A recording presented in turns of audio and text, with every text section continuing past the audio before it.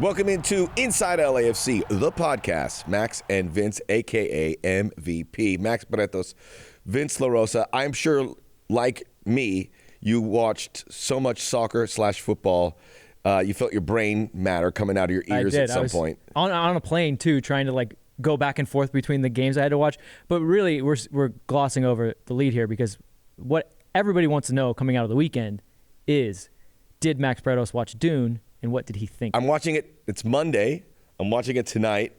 Everyone's going crazy. I have it on HBO Max, but I said I'm going to a theater to see this. Good. Probably a good call. I watch it at HBO Max because I'm going to have dinner and a frosty cold one at the theater. I saw the first 2 minutes on HBO Max. I couldn't resist. I didn't like the way it started, quite frankly. Why is that? This is coming from somebody that read the book, which is really the second book. How many of the books have you read? Two? And I've watched, and I defend the 1984 David Lynch version to anyone. And people crap on it. They say it's the worst movie ever made. It's not. Soundtracked. I watched 5 minutes of it over the weekend. And there's a scene where he's in the cockpit of a ship. And it looks like he's in the front of a box truck. Right. The science fiction parts, but the scenes that are in these grand halls where the conversations, the cast, just like the news doing, is unbelievable. Oh, yeah. Jose Ferrer, Kyle MacLachlan, Sting, Virginia Madsen, who was my first crush. She looks incredible in that movie. Hey. I know the guy whose name I forget who played Stilgar, who's also very good. Dana Carvey, did you say? There's no way Dana Carvey played. Patrick Stewart. I'm not considering listing. It's amazing. Also a great actor. Jürgen Prochnow, who was great. Say what now? Jürgen Prochnow. That is a fake name. You don't know who Jürgen Prochnow is? German actor? Whoa, no. Das Boot? I mean, I probably do. You will recognize him. I recognize him. So that name is fantastic. That might be my alias going into hotels from now on. Soundtracked by Kraftwerk. Toto. Oh God. Rosanna, was not in. But why? Because they're good musicians. The one thing I know about Toto, they're great session musicians. Everyone wanted to play them. The other thing I heard was that they did a lot of cocaine. That's the Porcaro Bros. That's the things. I don't want to get into trouble here, but I think that's common knowledge. They led the league in use of cocaine. It was the 80s. It was the 80s. Speaking of the 80s, we'll get into soccer. We do want to do it. I want to get your thought on this because we talked about it moments ago. A show about movies that were made that cannot be made. I think we should do it. Netflix. There's a long list. Netflix currently does a series called The Movies That Made Us, and we should do a take on that. The movies we can't make. Yeah. And I think it would be great. Just singling out clips of movies and be like, there's a reason why you can't do this anymore. I said 48 Hours with Nick Nolte and Eddie Murphy. Animal House. Because Nick Nolte uses the N-word quite freely. Profusely, I believe, would be a good and I'm like, for that. You're watching it go like this. Yeah. I don't know, so. Eddie Murphy's fantastic in that movie, and I wanted to watch it again because I had forgotten how interesting their dynamic was, but I was sick to my stomach in the first 15 minutes of Nick Nolte talking to him because I was just watch. You can't even look at the screen. Oh. I'm sure Nick Nolte would go, I can't be in the room when it's going on. Are you sure about that? Have you seen Nick lately? I wish I did. Still with us. Yeah. Well, that's another show we're going to do. Is he still with us? Him and John Voight somehow still with us. Do you want my John Voight take? It may not be very popular.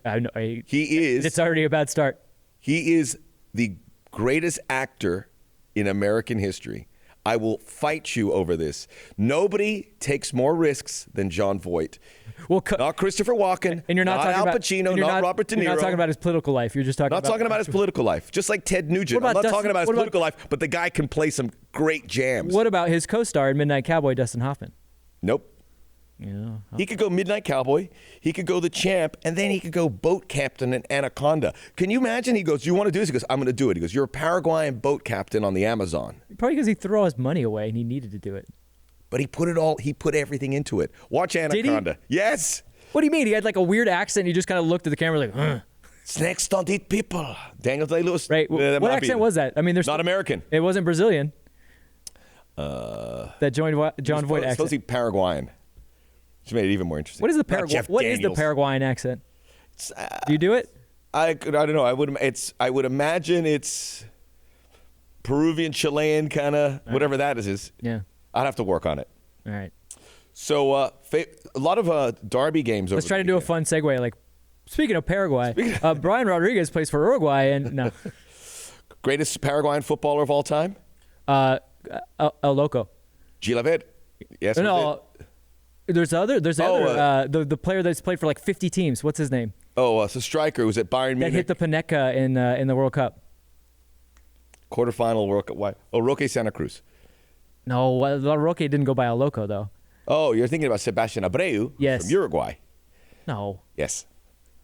I don't know. Yes. Same. You just lost a lot of credibility there. I mean, what more do I have left? There's another show. Uruguay or Paraguay? I do this show with you all week in, week out. We started this show by talking about cocaine in the 80s.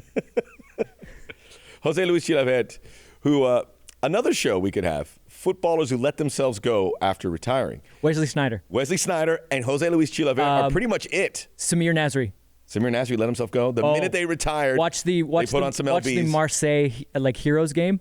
Drogba looks like he could still play. Samir Nasri looks like he ate Drogba. Yes. Well, 99% of ex-players all look like they could still play. They're very meticulous. I don't think they just go, there's a few exceptions. Well, here's my segue. Saw John Thornton in Minnesota. Looks like he'd still play. Oh, Torn MCL and all. John Thornton still goes in surfs, very active lifestyle. He's incredible. I envy him. When he saw me, he goes, did you come all the way to Minnesota hoping a staff game would happen after training? And I was like, that's not. How was it? How was it? Cold? It was cold. Crisp? It was very cold. It's weird because everything, every time I would get in a lift, I would have to go like, let's say 10 miles, because like training's in Blaine, Minnesota. So that's not close to where I was staying in St. Paul, which is near the stadium. And so I get in, and it's going to be 25 minutes, right? And the guy goes, oh, it's going to be a long ride. I go, what? It said 25 minutes. He goes, I know. I was like, 25 minutes is a lifetime in right LA, there. that's just how long it takes me to get to the freeway. Yeah. And so we talked about LA. Actually, all my drivers are very nice. The people in Minnesota, oddly, not as nice as I imagined they would be. No, Ben's great. That's why he moved here. California. That's why he moved here. To be fair, we were right by the Wild. Yeah. Oh, Wild fans. Yeah.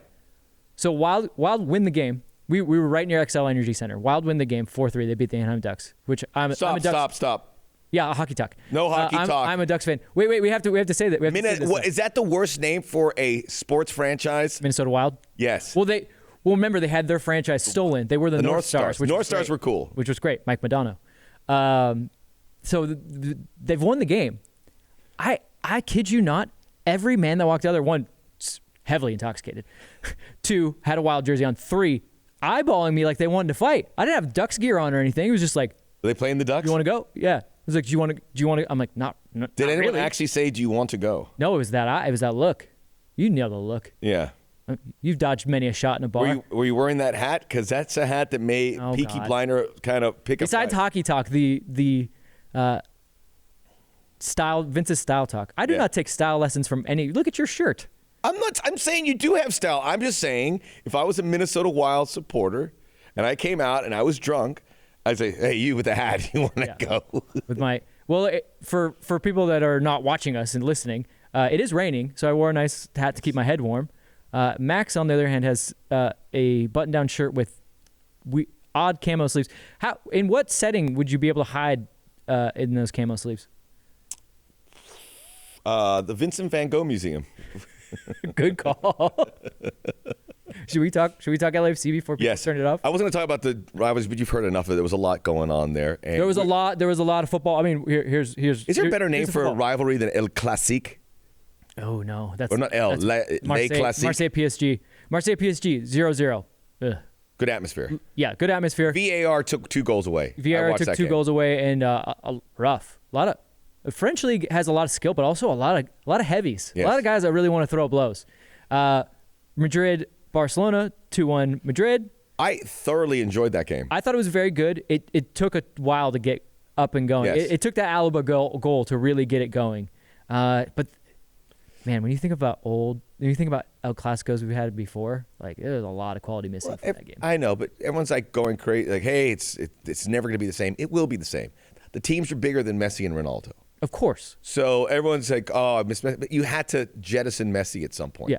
So there you go. Yeah, teams that have had Di Stefano, Maradona, Stoichkov, Romario, Hugo Perez. Like, come on. Like, Yes. they've had their wealth of stars. Real Madrid, Vinicius and Rodrigo. Oh, sorry, I said Hugo Camavinga. Perez. I meant Hugo Sanchez. Yes, Hugo Sanchez.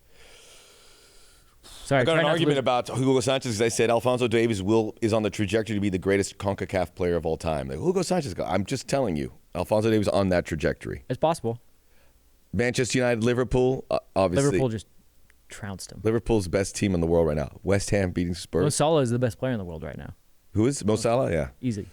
LAFC target, Mo Salah? I actually brought it up in the pregame show, and I gave There's a you connection credit. there. Well, and I gave you credit because I did not even think about Can it. you imagine? Well, because we were talking about FIFA, and then we kind of segued it into let's say you're playing FIFA because everyone likes to buy their favorite players for FIFA. Who's a realistic target? And Jerry did deep research and found some random FIFA player that's like really good at FIFA. And I was like, okay, but can we talk about real players? Yeah. It was a player from Wolfsburg, a defender who's not realistic. Not that Mo Salah is, but I gave you credit. I was like, Mo Salah, and Jerry goes, what? I go, listen, Max Bretos did all the math on this. You got the Bob Bradley connection, 29 years old, out of contract.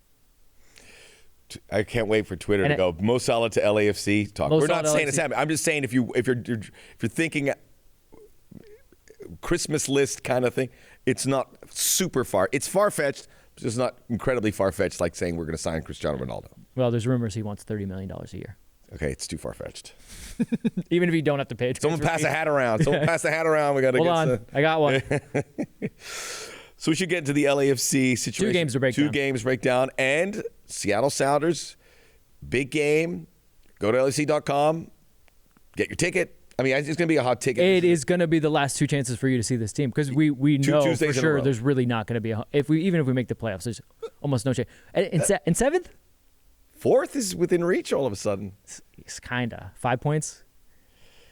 I predict and this is not a crazy talk, if they win these 2 home games, by the time next Tuesday rolls around, they will be in the top 7. Well, okay, so when the season within the season started, we're still thick in the midst of Unbeaten. the season within the Unbeaten season. so far. We are unbeaten. So we said over the That's 6 games. Over the 6 3 games so far unbeaten. You and I both said between 13 and 15 points.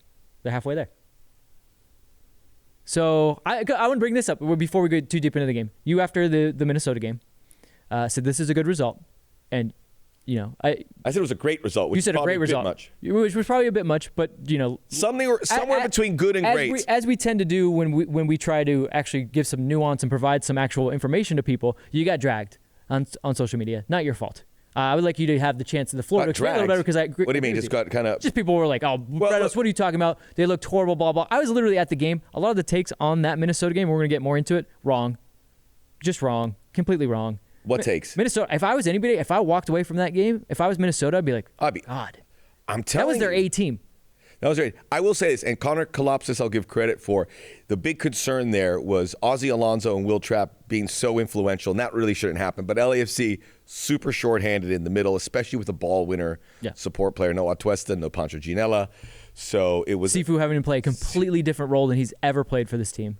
Indeed. So, I mean, we can go back to the Dallas game where really the way LAFC played probably could have walked out with 0 points in these 2 road games. Should have walked out with 0 points. You don't have Chicho Arango, you get nothing from that. That just goes to show you how much a player of Chicho's quality can get you in this league because they played like absolute garbage. But the moments of quality, the few times that they were able to get into dangerous situations, if you don't have a Chicho Arango, maybe you make only 1 of the 3 chances and you lose that game. But Chicho just buries them all. Chicho off to the best scoring start after 14 games, and we can give credit to Seth Burke. Second best. Second best behind Mamadou Diallo, who had an incredible year. R.I.P. the Tampa Bay Mutiny. He played on the Mutiny when they had those good Kappa jerseys too. Yes. Didier Drogba had 11 goals in 11 games and then cooled off and then got hot again. Right. So, I mean, there's some interesting company, but... The names on that list are incredible. It's like Mamadou Diallo, Didier Drogba, Taylor Twellman, Nikola Nikolic, Jermaine Defoe. And then I had no idea Jermaine Defoe. And then a random one that a lot of young viewers won't know, and they won't want me to say it because it's a Galaxy player. Eduardo El Tanque Hurtado. Some big names on that list. Oof. And it's more than that. It's more than what just Chicho does. It's all the aspects of it, and so consistent and finding the spaces, and I think people really rallied behind him. And to say that LAFC wasn't going to get any points there, their defensive duties were on song. There wasn't these big gaffes. There wasn't space that shouldn't have been there. I mean, they kind of dotted the I's, crossed the T's. It was the giveaways in midfield. Yes. And they still do that. And there was a couple in the Minnesota game were pretty harrowing where you're like holding your breath. And Jamal Blackman made some big saves. He made some important saves. It was an interesting game because both goalkeepers, I think, had blunders on both goals.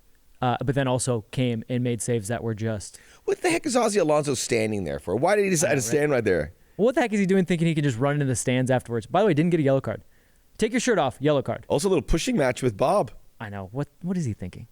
See, I would back Bob in that. Full transparency. Yeah. Just for the fact that I think, and this isn't going to bode well for the LAFC team, but if Bob did have to get out of there, I think he's faster than Ozzy Alonso.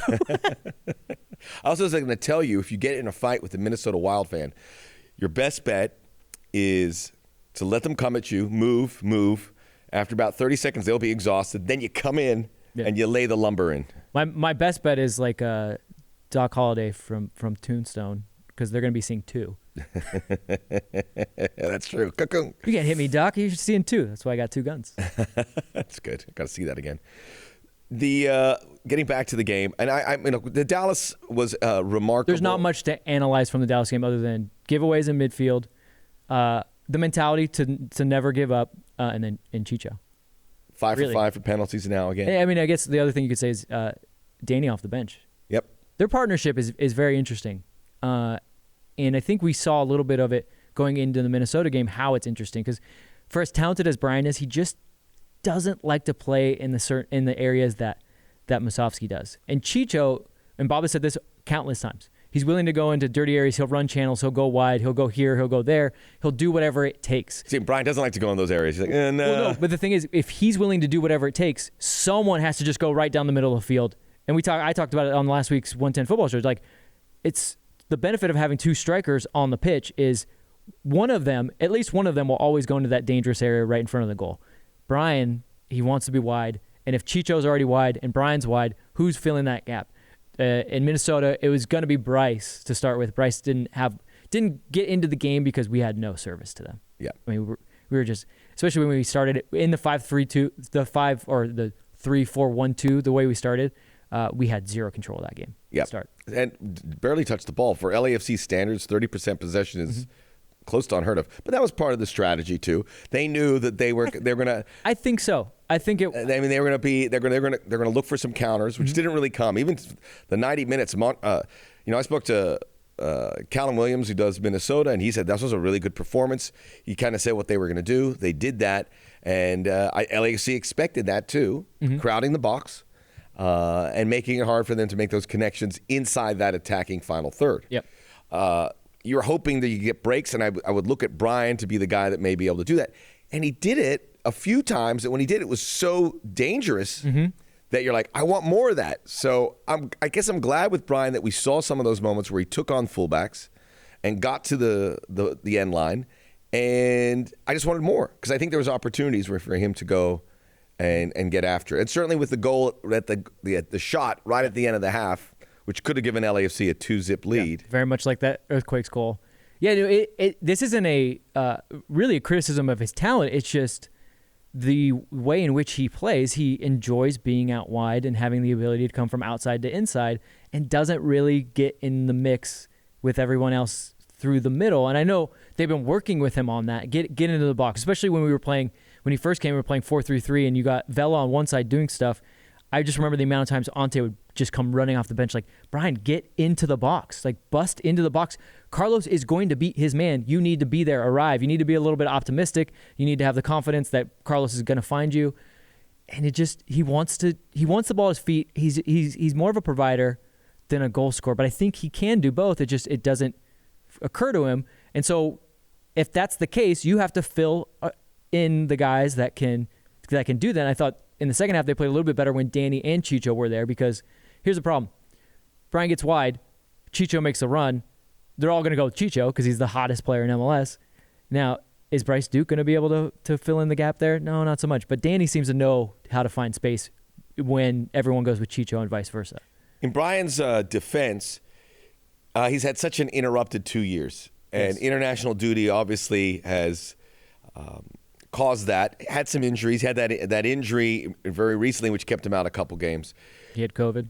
He had COVID, and I hope now we have this stretch where it's uninterrupted. There's going to be an international break. He's going to Problem get is called they're by not getting Uruguay. the really great training sessions. I mean, I was literally training. They couldn't do. I mean, it's the day before a game. You can't go heavy on training. They did a little bit of possession, a little bit of just rondos and touch work, and then they did some shadow games to talk about how Minnesota was going to play and how they could play against it. Then you do set pieces. And then the last 2 games, they'll get training. They'll have a chance to really build it. So the Seattle game, obviously, Yeah, after this- everything hinges on this. It says it. And I want to get back to the Minnesota game. So I know we said it's a 6-pointer. When you say a 6-pointer, yes, it means you want to win it. But you absolutely can't lose it. You can't lose it. And I think it's naive for everyone to say, okay, we're going to rip through here and win 6 games. This is not realistic. You've got to find ways to procure results. And LAFC did that in incredible fashion in Dallas, in Minnesota. That was the game for Minnesota. You could see the urgency the way they came out. It was a magical game. I loved calling it. It felt like a playoff game. It felt like a playoff game. Yeah, I mean, and these are not excuses. We're trying to just give. Not making excuses, but we're trying to you give a can't think nuance they're- and trying to lay this out for you. But LAFC travels from Dallas. They win in Dallas. They train the next day, and then they travel to Minnesota. Minnesota did not have to travel. Yes, they had a red card. I would actually say that the red card helped them. Roman Metzner has not been very good this year, and Hassani Dotson, I think, is an incredible talent, and he can get up and down the field. Utilitarian player who can Yes. fill everywhere. Every team in MLS would love to have a Hassani Dotson. So they don't have to travel. They know what's on the line. They're at home. They have their A squad, whereas LAFC's been diminished by injuries. Never came home. Had to stayed travel. on the road. Never came home. Playing on short rest. It's not ideal, but a 1-1 draw in the circumstances. And then we could talk about them, and I've already said that the blunders a little bit from both sides led to goals, but otherwise, Jamal Blackman saving easily goals. Fragapani's shot at the end. Yep. Another good player. I like him too. But Minnesota's a good team, and Minnesota's going to be a top team here because they are ambitious. We'll see it. And I hear they're looking for a big number 9. They do not have a real cutting edge when it comes to scoring. No, they don't. But to your point about They got Reynoso who can stay on the ball, almost impossible to get off the ball. He was so good. Pretty He's the best incredible player to they've ever watch. had. Yes. So, this is in MLS history. I don't care if it's a great team or an ordinary team. That's a result you eat. You're on the road in Dallas. You're like, okay, if we can get something here. And they did. Yeah. But that's usually a game you lose. 9 out of 10 times you lose that game, especially with that. You lose it, you probably lose it early, and you pack it in and say, like, let's lick our wounds, we'll get back home and get out of here because it's been a long road trip. That seems to be like the MLS way, right? And so, I mean, look, we're only looking at this that much more because Tuesday we play Seattle. What do you think? The opponent does not get any easier. Our producer, Girepesi, said, what if Dallas you make him was a Italian? tie? I don't know. Dallas was a tie. Not a lot of and Italian names Minnesota starting with a K. Girepesi. Girepesi Arrabbiata.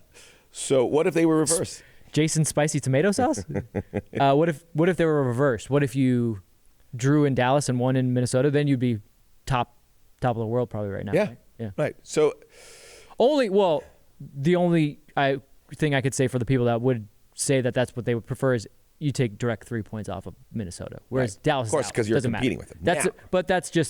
That's hindsight. the reaction after the game in Minnesota tells you how big that was. And when they had the point, obviously when you're absorbing so much pressure, and you're like, book it. You're still way off you're still 4 points behind them, but you've eaten up one of their home games. They have one home game left. LAFC has 2. Generally, you do better at home. You probably win those games.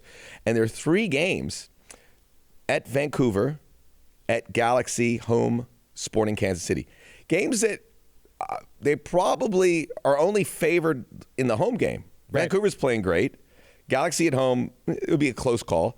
Those maybe they all end up in ties. You have a team that is going to be hard to get multiple points. Probably a realistic goal for them is 4, but maybe less. You know what's funny is I saw an interesting stat before this game about Minnesota, and it was they had taken 20 points in Texas against the Texas teams, only had 21 points against the rest of the league. So they've eaten up FC Dallas, Houston, and Austin, which, I mean, we've done a little bit the same, but it's very interesting. Like they're not one, they're not good on the road, and they're not actually very good against the rest of the playoff contenders. And if you look at the playoff contenders, a lot of crisscrossing, which wasn't happening. Immediately when you look at them, is anyone playing a Texas team? Yes. And then there's not a lot of that. Whether it's the Galaxy. Well, the Galaxy got a Texas team, and they could only get a draw at home. So we're getting help. Mm-hmm. LAFC is getting help, which they didn't get over the last 2 weeks. So San Jose, I was watching that. They should have beaten Vancouver. Vancouver looks hell-bent on making the playoffs, so I give them credit. Galaxy did come back from 2 goals down. Portland is in free fall right now. They're trying to give it away. They're trying to give it away. They're in fourth. They're the new Galaxy. I don't think they're going to finish fourth now No. because everyone's kind of right up on their bumper. So they lose to Colorado. And then Real Salt Lake, which is got a game in hand, and unfortunately they're really good at home, and they have 2 home games here coming up. So you have to bank on them, and they do get some Texas teams. So I would put them at an edge. But, Chicago's a pretty ordinary to poor. Yeah. The only Eastern benefit team. Chicago had is they finally had a full, not a full, because Soldier Field's huge, but they had 30,000 plus. Thank you, Chicago. That was the only advantage that they had. Yeah. Thank you, the people of Chicago, not so much even the team. Yes. They're the one that pushed that team forward on. And they got I believe they had a very young goalkeeper in goal, right? And he had a great performance against RSL, saving everything. Sometimes it happens. I feel like the know, Eastern though. Conference is another world. I mean, Yeah. we don't get to see them. They don't get to see us. So it's like the old baseball, National League, American League. 5 points separates fourth Keep from in mind ninth. the 2 Eastern Conference teams we had to play. NYCFC, who wasn't doing well as late, but got a 6-0 victory or 6-1 victory. 6-1 6-1 against in DC. Atlanta. Whereas RSL gets to play Chicago. Would love to play Chicago. How about a Cincinnati? So area, yeah, some or teams Toronto? got to play Cincinnati and Toronto. Come on. Toronto been a good year. You want the Bradley Bowl. They should have put that on the schedule. Yeah. Who knew Toronto would have been this bad, but they are. So it's, Clearly not their GM. But the East, the bottom is pretty poor. Yeah. You don't have that it's hard to say the West, but certainly, Austin's trying. They're still pushing hard, and then Houston and Dallas have just been disappointing. So 5 points between fourth and ninth. Obviously need to win these 2 home games. And look, we did the Minnesota game, and I was like, we could be giving last rites to the season on the broadcast. Yes. If they lost, If they would've lost it's over. It's over. Yeah. We can't. I'll try to sugarcoat it, but you can't. Yeah, because even if you take 9 points from the next, it's like, I don't know how it's going to work because, again, you give a direct 3 points to a direct competitor and you take 0. That's the real 6-pointer. Only when you win or lose. When you tie, you kind of just chalk it off. I think if you look historically in a 34-game schedule, 47 points if they win these next 2. 48 gets you in. points has So gotten you in. 48. Ugh. Yeah, it's tough. The Colorado game is the one because Colorado's going to have stuff to play for, and they're good. I don't know if they will. I think they're going to be pretty secure in third. Oh, that's a good bit of a game Because changer. it seems like Seattle. Well, I mean, if we beat Seattle, if we beat Seattle, then maybe they could even look and kind of see that. But I think they're going to be just kind of second or third, and not. I mean, they don't really have a chance to get up to first. No, I think they're kind of entrenched in their spot. They're definitely not dropping out. I'll tell you that much because, like we said, Portland is. It's the battle between fourth and ninth. Those teams are now in that battle. The top 3 teams are.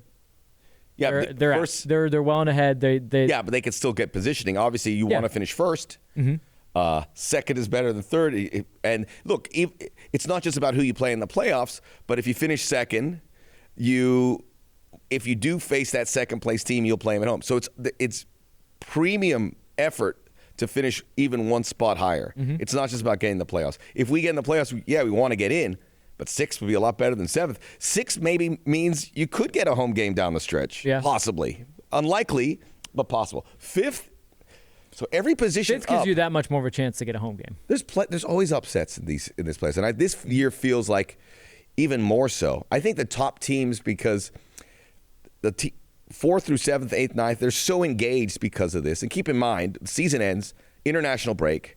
It'll probably be 2 weeks before games. Yes. It's going to be strange to see. I mean, we always have a break, but this feels even. I mean, it's going to be a solid 2 weeks. Yeah. For teams, some might have to go a little bit longer. Yeah, it's going to be fragmented. You're gonna work with the group that you have, especially if LAFC gets in, right? So then Brian will take off. I'm sure Cheeky might be included in that. Sifu, I'm not so sure. I think he's been playing better. He actually was suspended for the Seattle game. He was be suspended for the Seattle game, but was one of my players that I thought did really well in that Minnesota game. Yeah, it was effort. I mean, he was chasing, he was blocking passing lanes.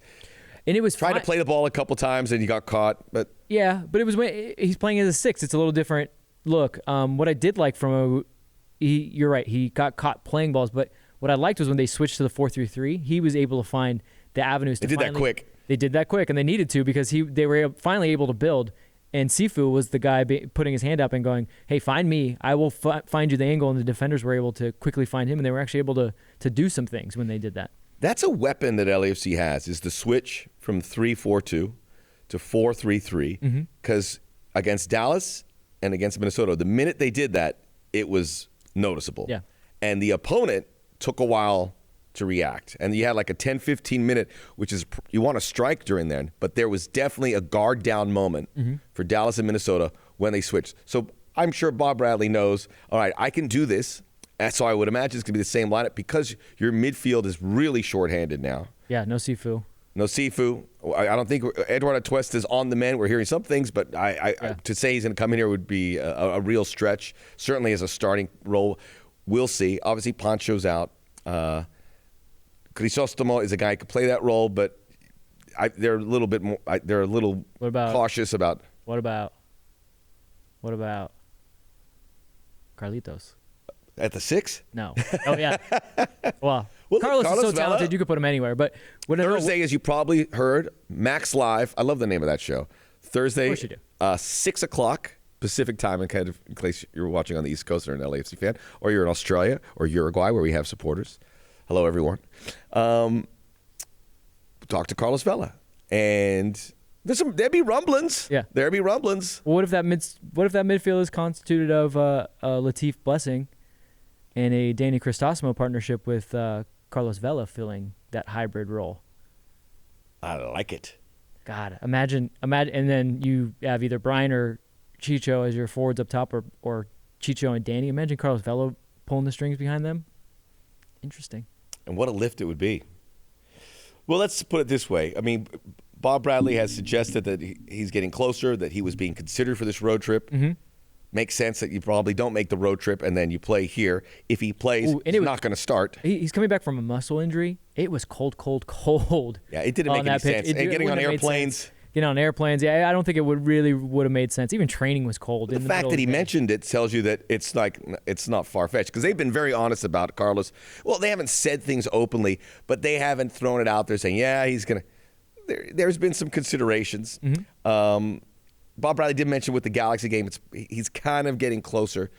You're not going to say that if he's not coming back. Well, remember, they've been pretty open, but then we took it that step forward. We talked to Jordan Harvey, and we asked him, what's going on with Carlos? What's the deal? And he's like, you guys don't see everything. You don't see the sheer amount of effort it takes for him to just get from injured to back into the weight room, or injured to rehab to in the weight room to back on the field. And he's like, and it doesn't go in a straight line. He's like, I've seen him go through things where he's had setbacks and he never changes his mood. He always just keeps working. So it makes me think that, it's been a longer process, because it's not like you just start putting the days together. Some days are better than others. We were there a different time for training, and we'd ask Paul, hey, any chance Carlos would come out here? He goes, I'll ask him. Paul? And Paul, head of security Paul. And he said, I'll ask him, which Paul's always... Check out Team Security Paul. I'm obligated to say, check out Team Security Paul on Instagram. It's not a fun. I have to say it, or else he doesn't let me in the building. It can be fun. But Paul is always nice enough. And when Paul says, I'll try, I know that he does. And I saw him after, and he had a look on his face. He's like, hey, man, I'm sorry. I go, look, it's Carlos. He doesn't talk much, so I understand. He goes, well, he said, any day but this day, they worked me really hard in the gym. So he was gassed. He just didn't want to do anything. So it's been a process, but I just don't think a lot of people quite understand that it doesn't just go in a straight line. It doesn't, like anything. Same with the team in general. They see 2019, they're like, well, 2020, we're going to win it all. Well, then the whole world shuts down. And even if it didn't, you don't just keep getting better year after year. Sometimes you got to come down to go back up. It happens. Like, this is sports. When you come into sports, you don't come into sports with the agreement that you could win. You come into sports with the agreement that you will lose. At one time, you will lose. It is without a doubt. Winning is the bonus, but you gotta get right with losing. And I don't know. I don't know why I had to go on a rant about that, but I just feel that was a good speech there, Coach. Like a modern. Sometimes you're gonna lose. Yeah, there's just a lot of But you play to win the game. Yeah, there's just a lot of it's the social media kind of binary take on it. Just little like, oh, if you lose, you must suck. Like, no, a lot of people Got a lot of that. And look, we posted the Max Live on Thursday with Carlos, and you see the reaction of folks, and it's been a very frustrating 2 years. He's been out a lot, but I mean, does he have an injury record? Yeah, he's had his injuries through the years, but generally he's been a pretty durable player, and we saw that. Takes a beating. But what? How could you hang injuries on a player? And do you think he's like sitting there going, no, I can't. I'm not 100%. I'm not. Well, it's because he wants to play. No one wants to train endlessly. They want to play a game. You know this. Carlos, he's the ultimate competitor. This is actually what I love about Carlos. He does things the way he wants to do them. The problem is they want him to do things the way they want him to do them. They want Carlos coming on Twitter and Instagram and being like, guys, I miss you so much. I really want this. Not every player is built that way. Not every player works that way. And I wouldn't want Carlos to be anything but his personality, because I do know this. When he's happy, he plays his best. And that wouldn't make him happy. That would be too much. That would be extra work for him. But then you're going to have guys like Chicho. Chicho loves that. And so embrace Chicho. He's going to be out and about. He's going to be very active. I mean, I was actually, my time at training in Minnesota was the first time I really got to spend with him. And I sent you a text right away. I go, Chicho, man. He's a good dude. He's a fun dude. He loves the camera. He loves joking with his teammates. He loves being involved. He was just bouncing around from like the little pods of teammates, just bouncing around. And when he saw that I had a microphone, he was like, oh, he's got a microphone and a camera. And he just having fun, right? And that's his personality. It's not Carlos's. We can't ask every player. Not every player is going to be this, right? So you want things on your terms. Let Carlos do things on his terms. But I would give him the benefit of the doubt that he is understanding of where you're coming from, but doesn't mean he's going to all of a sudden change his mind and just show up and be like, oh, I'm so sorry. And also, stop being so soft. Why do fans always want apologies? No, for reals. Like, people want everything being counted about. They want to apologize. Thank you. I go, get lost. The amount of Manchester United players that came out right after that game were like, oh, I got it. Like, at this point, it feels disingenuous, actually. Oh, if I go on Twitter, maybe they'll leave me alone for the week. Okay. But who cares? Yeah. It's just Twitter. It's not a real apology. That was a good take there. A good double take from you, Vince. Yeah. So I've been thinking about it a lot. Yeah. Spending a lot of time on the road. I agree with you. It shouldn't be all black and white all the time. And it's very frustrating. And, I do these videos about the U.S. men's national team on the Soccer OG. Check it out on my YouTube and also my podcast, my other podcast, Soccer OG. And someday I'll be on there. You'll get it. We're going to have an extravaganza. Do you send invites in the mail? I do not. Oh. It's hand delivered by a courier. Ooh. So, but it's like everyone's like, let's have a conversation. Like, Berhalter out. I'm like, yeah. They're in sick. They don't want a conversation. They want you to flip a light switch. It's either on or off. They're in second place. Right now they're on trajectory to head the World Cup, which is the job he was asked to do. So let's have a real conversation. Mm-hmm. No, Berhalter out. Nepotism. I'm like, just cool the jets. So it's something I think we got to be patient, and you've really got to do your homework and look into it and look deeper and get your answers. They're there for you to see. By the way, I finally watched my Captain Tsubasa anime. Yeah, you a fan? You in? Yeah, it's all soccer related. Oh, he's always kicking a soccer ball. This kid. I'll have to check it out. I'm way behind on anime, right. But if Chicho's got the whole team doing it, right? Well, that's a bigger point. That's all we've ever laid this show out to be, right? We don't have all the answers. We're not here to make you feel good. We are here to tell you this. You get to watch the games week in and week out. Hopefully you get to come to the games because, again, Banc California Stadium, last 2 chances to see LAFC. It's incredible to be there. Just show up. Show up and support the team. But you get to watch the games. You get to have your opinion about the team. But that's what? 1/10 of the week for these guys, or one whatever. And then you and I try to fill in the gaps and get you that little bit more of insight and what goes on.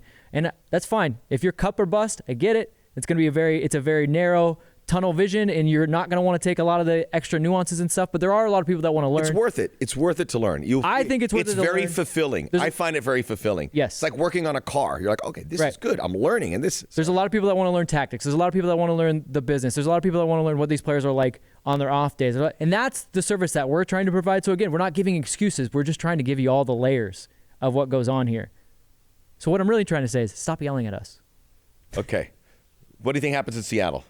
No, not in Seattle. In LA, against Seattle. I mean, what happens against Seattle? Sorry. I do know this. We always play Seattle very well. And now people are yelling because they're like, what about the playoffs? Other than that playoff game, we always play Seattle very well at home. Yeah. I go back to the 2020 game when I think they're going to get a lift at home because that road was. You play at home, you play on the road, so you can set up the home, and you have a punch. I go back to that 2020 game when Danny Musovski had a brace, and people only remember really that, but they don't remember that there was a rash of injuries early in the first half. Mark Anthony Kaye came out, then Andy Nahar came in, and he had to come out, and there was just like a revolving door for Bob. Like, is someone going to go in there and not get injured? And yet they still put in a performance, and that was with Nico Ladero on the field. Nico had the only goal for Seattle in that game, a great free kick. But they covered every blade of grass. They gave it their all, and Seattle, I think, was surprised by it. And they really put it to him. So I think that's what I'm looking for, because as bad as Dallas was, I thought the mentality was very good, and then they were able to put it a little bit more together in Minnesota despite being tired and out of subs, out of players to really come off the bench, injuries and things like that. But now coming home, they know, like to your point, got to win your home games, and they know that everyone else is winning home games, and LAFC is a good home team. So it's not like this science fiction movie where you're, oh my God, they got to win at home. No. They could do it. They're going to be favored to win both these games. Right. And Vegas loves LAFC, by the way. If you ever look at the lines, they're always favored. Well, because in terms of talent, we're just monumental. But this is a league. Don't bet on MLS. This is the league where anybody can beat anyone, unless you're Cincinnati. So there you go. You could have this situation. I'm so excited about this stretch. I am too. I mean, it could hit like a thud if they lose to Seattle. There's enough activity with the other teams are chasing that someone's going to drop. It just need the right combination. Maybe one team wins there, maybe Vancouver gets hot and wins all their games, and they beat the types. It's going to be a wild finish. I'll give credit to Jason. After the Minnesota game, he said it's going to come down the last day. Yeah. But LAFC had put themselves in that position, and they had 3 chances to eliminate themselves from that position. Mm-hmm. Victory, tie. Yep. In the season within the season, which has been a glowing success. This is the best we've seen from LAFC. Beating FC Dallas in a game they probably should have tied. Tying Minnesota in a game they probably should have lost 3-1. Mm-hmm. Progress. Yes. When a very short-handed team. Mentality. All I kept hearing. Mentality, good coaching, all I kept good hearing spirits. all season was effort. We're finally seeing it. We're finally seeing it. I mean, we said it was always there, but now you can actually see it. All right. Tuesday, Seattle. Following Tuesday, Vancouver. Get your tickets. Go out. Game is on ESPN or ESPN2 this Tuesday. Just check, look around there. Either or. I'll be bothering John Champion, Taylor Twellman. Got to see my first game at SoFi Stadium this weekend. Incredible. I didn't want the game to end. That's what I said. NFL games, I'm always looking at my watch. I go, I want to get out. I'll leave in the fourth quarter. I did not want the game to end. Well, as we're promoting everything, Max Bredos will be on the pregame with us on the LAFC app 30 minutes. Allegedly. No, you better be there because we've booked you. You will be there, and then you'll also be with us postgame. Correct. You keep talking about how good of a postgame we do. You get to come on back, and not just come on back and crash it. You're actually going to be a part of it. It's a good postgame because of my input. Do you know I saw at the SoFi Stadium? I do. Chad Smith and Taylor Hawkins. Yeah. And I was sitting next to them like this, and they were talking drumming. It was very cool. You should have snuck in and been like, yeah, but guys, I need more cowbell. That's a good one. Out of here. Inside LAFC. Check us out on YouTube as well. The video component so you can see our wonderful fashion sense. Rate, review, share, and we'll see you next week. We'll talk after the Seattle game.